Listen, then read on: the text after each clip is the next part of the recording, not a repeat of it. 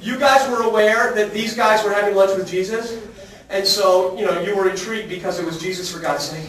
So when they came back from the Jesus lunch, you guys were like, hey, how was lunch with Jesus? And these guys were like, oh, it was nice. Yeah, it was really nice. We had pita bread sandwiches with hummus, and then hit them little toothpicks with umbrellas. And then in the middle of lunch, Jesus told these really funny stories. I guess they're called parables. They were very cute. And then at the end of lunch, we all held hands and sang Kumbaya in rounds. Let me tell you what, if you have lunch with Jesus, 2/3 of the people leave before dessert is served. A third offended, a third terrified. There's only a third left when dessert is served, and they have pushed their chairs away from the table, and they know where the exits are. We've made Jesus into a nice guy. He wasn't. If you ever had a chance to have lunch with Jesus and somebody said, how was lunch? I guarantee you, nice would be the last word that would ever come to your mind. How was lunch with Jesus? It was nice. We've made Jesus into like a 9-year-old little brother. Hi, Jesus. We're going to have a party in about 10 minutes, a real party, and you can't stay because you're 9 and you're Jesus. Okay? So then you're like, who would like to put Jesus to bed? Does he have his binky? Like, no. First of all, let me tell you why Jesus is staying for the party, and he will contribute to the party in mighty ways if you'll allow. Jesus was not nice. If you had lunch with Jesus, you would say stuff like, how was lunch? It was hilarious. It was brilliant. It was terrifying. It was challenging. It was sensuous. It was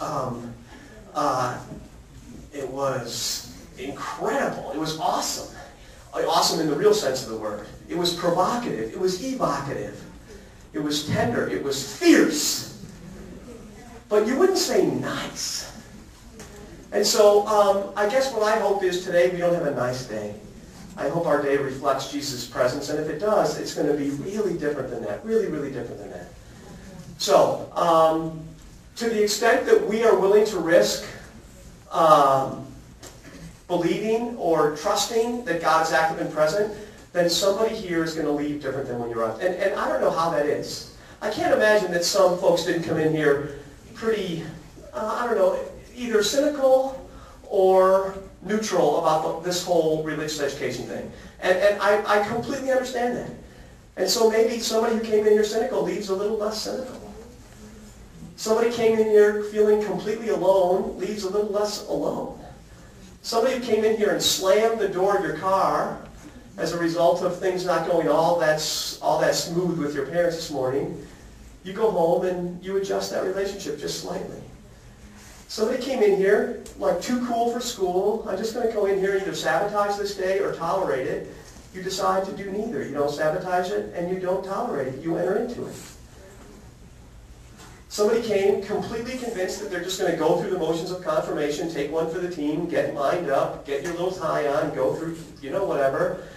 You leave here and you decide not to get confirmed because you can't do it with any kind of dignity and you don't want to do it without dignity. I don't know how today might transform somebody, but I really hope it does. And if it's me that gets transformed, I don't care who gets transformed. I just want somebody to be changed different somehow. And if it happens to be you at the end when I'm cleaning up, and you're gracious enough to come up and say, hey, that person you were talking about at the beginning, that you hope somebody left here a little changed, well, I'm your gal, I'm your guy, whatever. Then that helps me come out the next time, and the next time, and the next time, and the next time. So, the first arena of respect is our collective respect for the possibility that God is actually active and present between and amongst us. And I'm in on that.